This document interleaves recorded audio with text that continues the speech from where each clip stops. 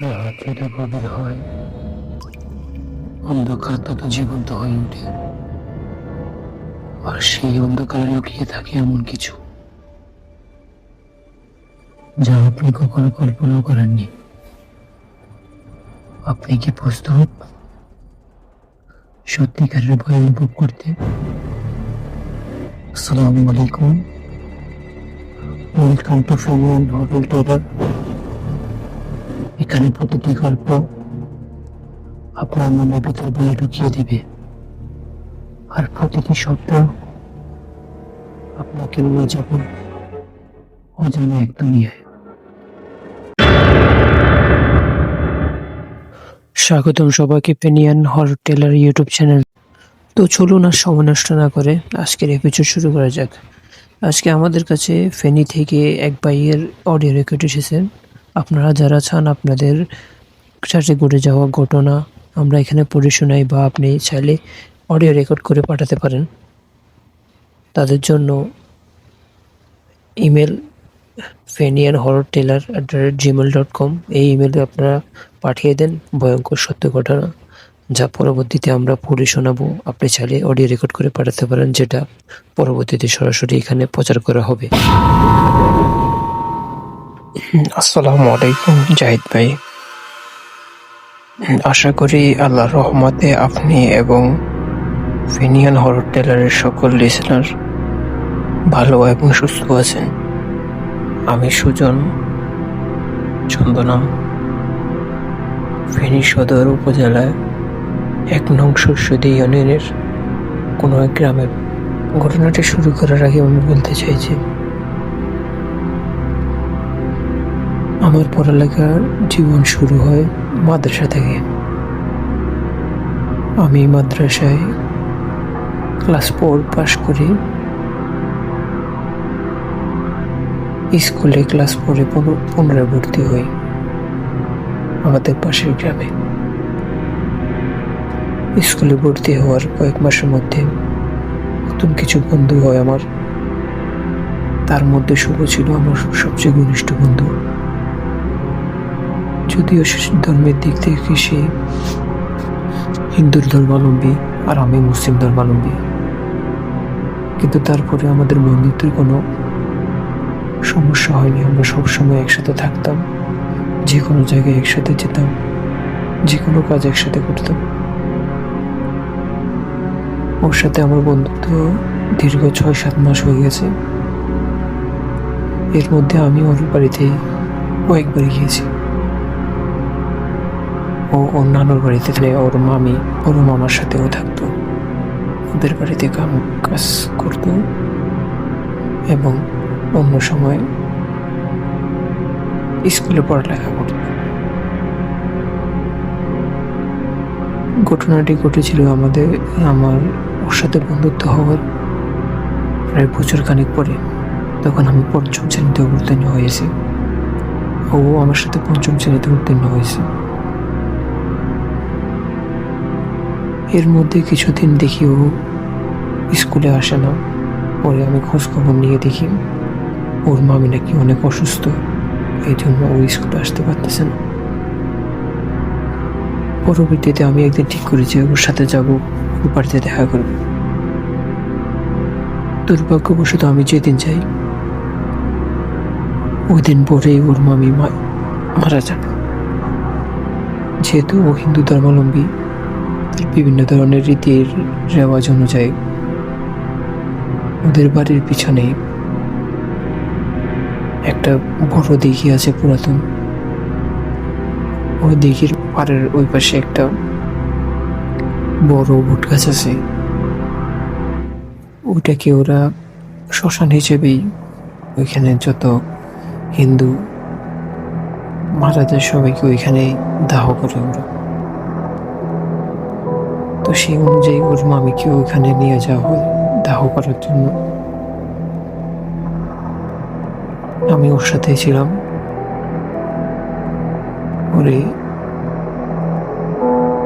ওর বড় মামাতো ভাই ওর মামির দাহ কাজ শেষ করে আমি ওইখানে ওর মামিকে নিয়ে যাওয়ার সময় আমি ওর সাথে কথা বলে চলে আসি।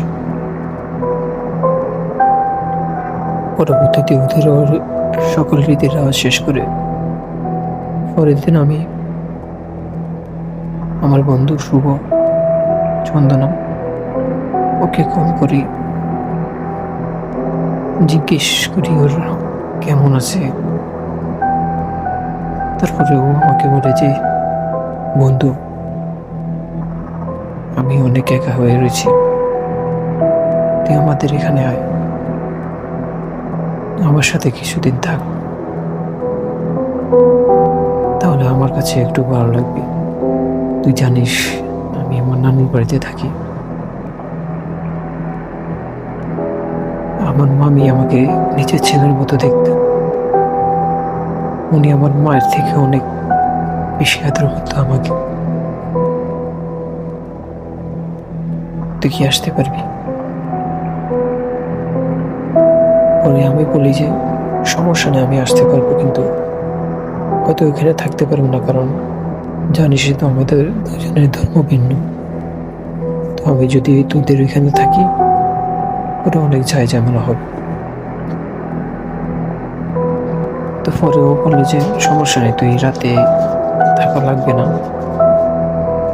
তুই প্রতিদিন সকালে আসবি, আমার সাথে পুরো দিন থাকবি, সন্ধ্যার আগে আগে তুই চলে যাবি। ওটা আমিও বলি ঠিক আছে তাহলে। তো ওই দিনে আমি বাসা থেকে রওনা দিই 10টা, 10:30 করে। বলতে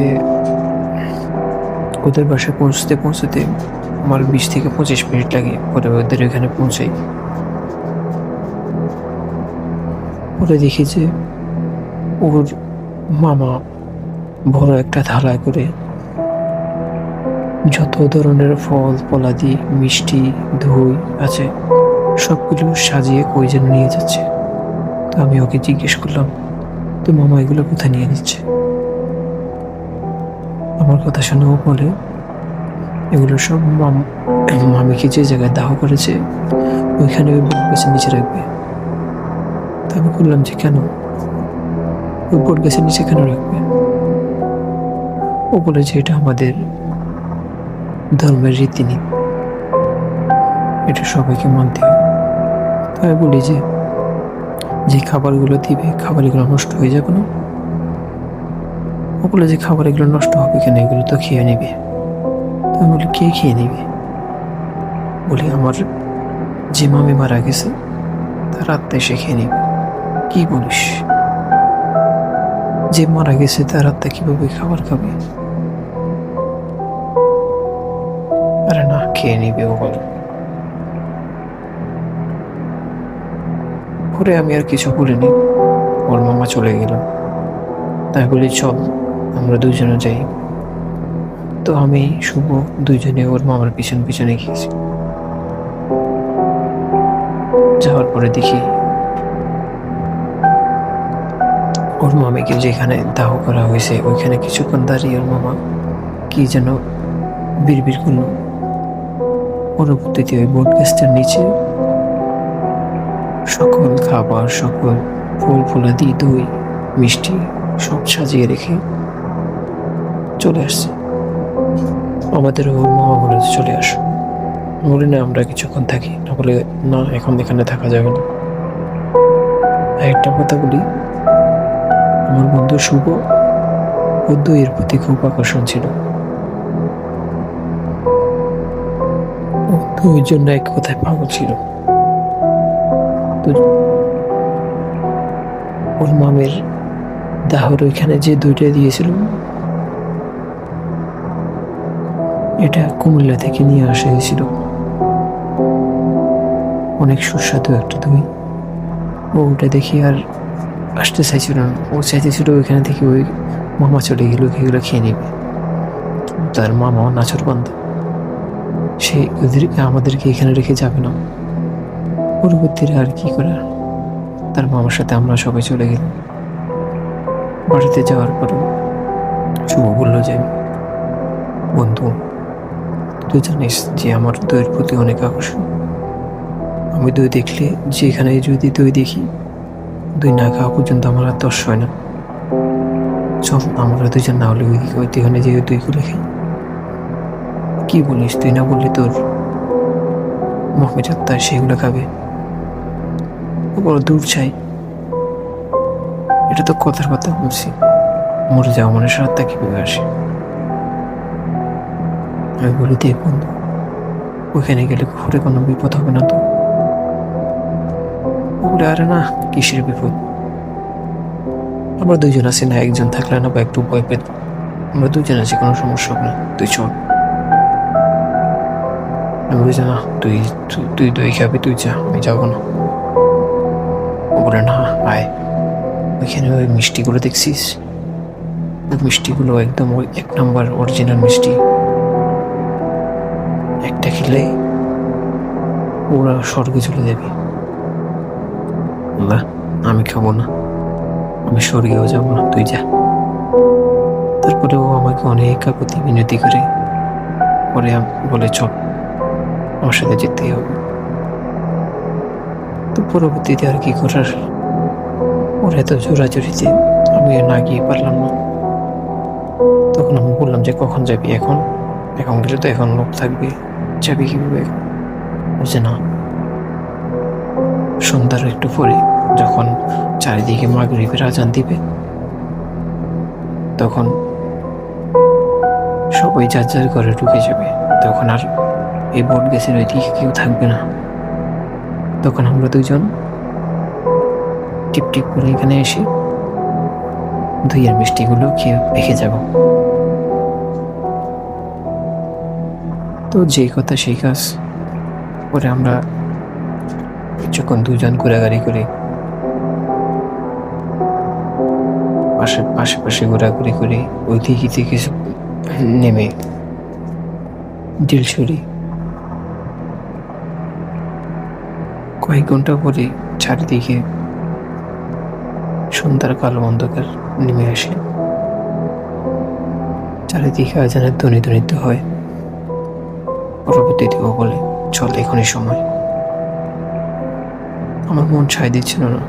তারপরে ও জোরে জড়িতে এক পর্যায়ে যেতেই হলো।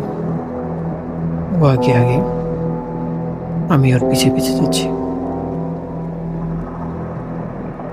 সকালে যে টাইমে এসেছিলাম,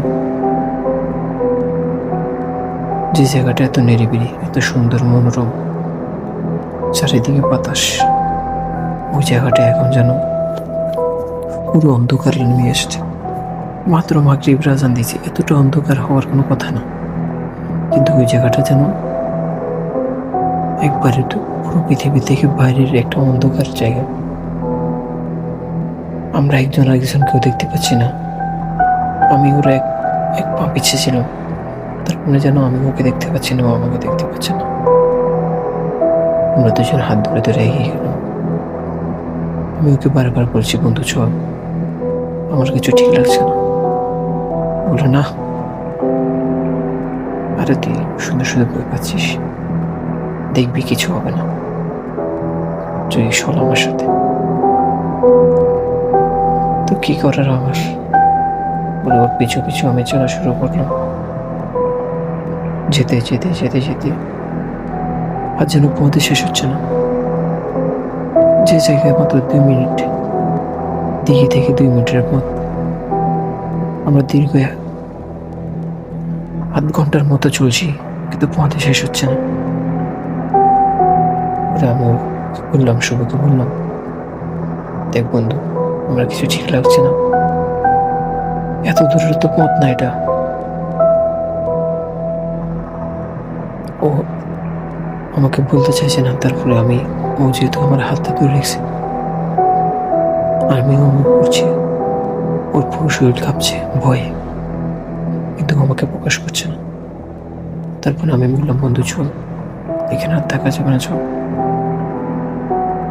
ও বলে, না, এর পর চলে আসছি, ওই দেখ মিষ্টির ধারাগুলো দেখা যাচ্ছে। এখন চলে যেতে, তুই তো জানিস আমার আর রাতে ঘুম হবে না দইগুলো খেতে না পারলে। ও আমরা চলতে আসি, শুধু চলতেই আছি। ও তার শেষ হবার নয়। থালাটা আমরা ঘন্টাখানেক আগে যে দূরত্বে দেখেছি, এখনো সেই দূরত্বে। আমরা হাঁটতেই আছি।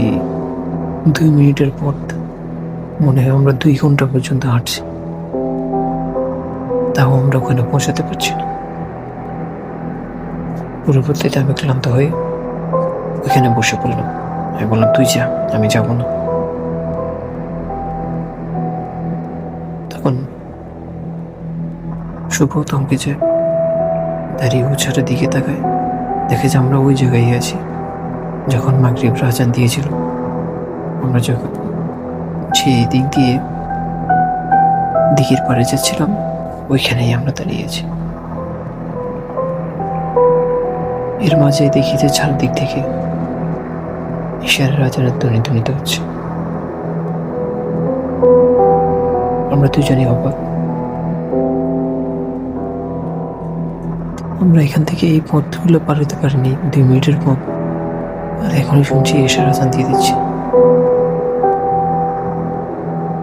পরবর্তীতে আমি বললাম যে, বন্ধু, এখন আযান দিয়ে দিয়েছে, এখনই চল। আযান শেষ হয়ে গেলে আর মনে হয় যেতে পারবি না। পরবর্তীতেও বলেছে, চল বন্ধু। আর না, দই খাওয়ার শখ মিটে গেছে, দই আর না, চল। ওরা আমরা দুজনের হাত ধরে দিয়ে এক দৌড়াতে আছি। তারপরে আমাদের পথ শেষ হচ্ছে না। হঠাৎ বাস যেন কিসের সাথে হুঁটুট খায়, ও পড়ে যায়, পড়ে অজ্ঞান হয়েছে। ওকে আমি তুলতে যাব, এই সময় আমি দেখেছি পিছন থেকে ওই যে মিষ্টি থালাটা আছে, ওই থালাটা রেখে কে যেন বসে মিষ্টি খাচ্ছে। গায়ে কালো শাল পরা, অন্ধকারে কিছু বোঝা যাচ্ছে না। চুলগুলো সাদা, বোঝা যাচ্ছে যে চুলগুলো একেবারে সাদা, গায়ে কালো শাল। ও একটা মনে বুঝতে পেরেছে আমি যে ওকে দেখে পেয়েছি। আমার দিকে তাকালো, তাকে দাঁতগুলো সব বের করে একটা হাসি দিল। হাসিটা দেখি আমি সাথে সাথে সেন্সলেস হয়ে যাই। এরপর আমার আর কিছু মনে নেই। আমার জ্ঞান ফিরলে আমি দেখি আমি আমাদের বাসায়। প্রত্যেকবার আম্মু বলে যে আমি নাকি 1 সপ্তাহ ধরে ঘুমাচ্ছি। পরবর্তীতে আমি জিজ্ঞেস করি যে আমি এখানে কিভাবে আসলাম। আমার আম্মু বলে, তুই আর শুভকে খুঁজে পাওয়া যাচ্ছিল না। তখন শুভর মামা ওদের এলাকার আশেপাশে সব জায়গায় খুঁজি করার পরেও যখন তোদেরকে পাওয়া যাচ্ছিল না, তখন ওর মামা বললো যে চলো ওই দিঘির পাড়ে ওই বট গাছের ওইখানে যাই, আমার মনে হয় ওইখানে পাওয়া যাবে ওদের। তারপরে শুভর মামা, ওর মামাতো ভাই, আশেপাশে আরো কয়েকজন মিলে যখন বট গাছের ওই দিকে যাচ্ছিল, তখন দেখে যে দিঘির পাড়ের পাশ দিয়ে জঙ্গলি গাছগুলোর মধ্যে কিছু যেন নড়াচড়া করছে আর ঘুমাচ্ছে। ওনারা সবাই ভয় পেয়ে যান। পরবর্তীতে সবাই ওই গাছগুলো সরিয়ে দেখেন যে ওইখানে শুভ পড়ে আছে, পড়ে ঘুমাচ্ছে। শুভকে তোলার পরে সবাই একটু এগিয়ে যাওয়ার পরে দেখেছি তুই বট গাছের নিচে যে থালাটা, ওই থালার নিচে অজ্ঞান হয়ে পড়ে আছিস। পরবর্তীতে শুভর মামা আমাকে ফোন করে, আমি তোর আব্বু গিয়ে তোকে ওখান থেকে নিয়ে আসি।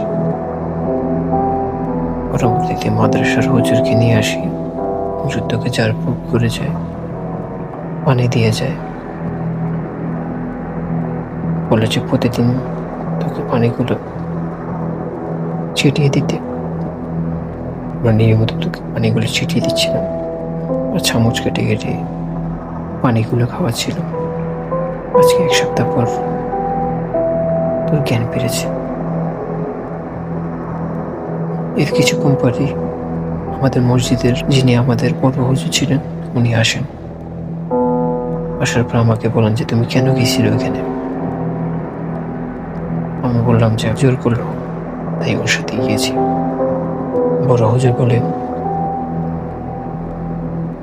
ওই দিন যদি ওর মামারা না যেত তোমাদের দুইজনের কিচ্ছু খুঁজে পেত না, তোমাদের দুইজনকে মেরে ফেলতো। তোমরা শয়তানের বিশেষের পাল্লায় পড়েছিলে। পরবর্তীতে হুজুর আমাকে তাবিজ লাগিয়ে দেন। বলেন যে 41টা পর্যন্ত ঘর থেকে বের হবে না। আমি যে রুমে থাকি ওই রুমে 4 কোণে 4টা তাবিজ লাগিয়ে দেয়, দরজার একটা তাবিজ লাগিয়ে দেয়। আমরা আম্মু আব্বুকে বলে যাই 41 দিন পর্যন্ত ও যেন ঘর থেকে বের না হয়।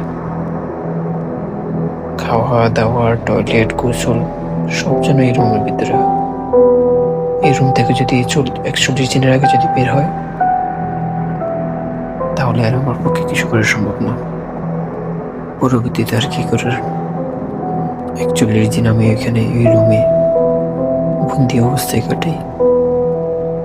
আল্লাহর রহমতে এখন আমি সম্পূর্ণ সুস্থ। দুটোর তেমন একটা সমস্যা হয়নি। পরবর্তীতে আমি খোঁজখবর নিয়ে জানি আমার বন্ধুটা পরের দিনই জ্ঞান ফিরে পায়। তেমন একটা সমস্যা হয়নি, কারণ ও ওই অবয়বটিকে দেখেনি। ওইখানে শিকলের সাথে পা বেঁধে পড়ে যায়, তারপর অজ্ঞান হয়ে যায়। তাই তোর ওর তেমন একটা সমস্যা হয়নি। আমি যেহেতু এই অবয়বটিকে দেখে বলি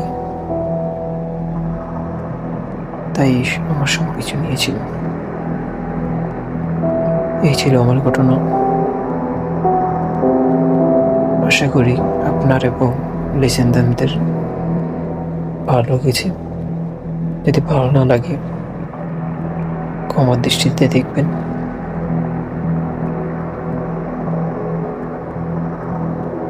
আসসালামু আলাইকুম, আল্লাহ হাফিজ।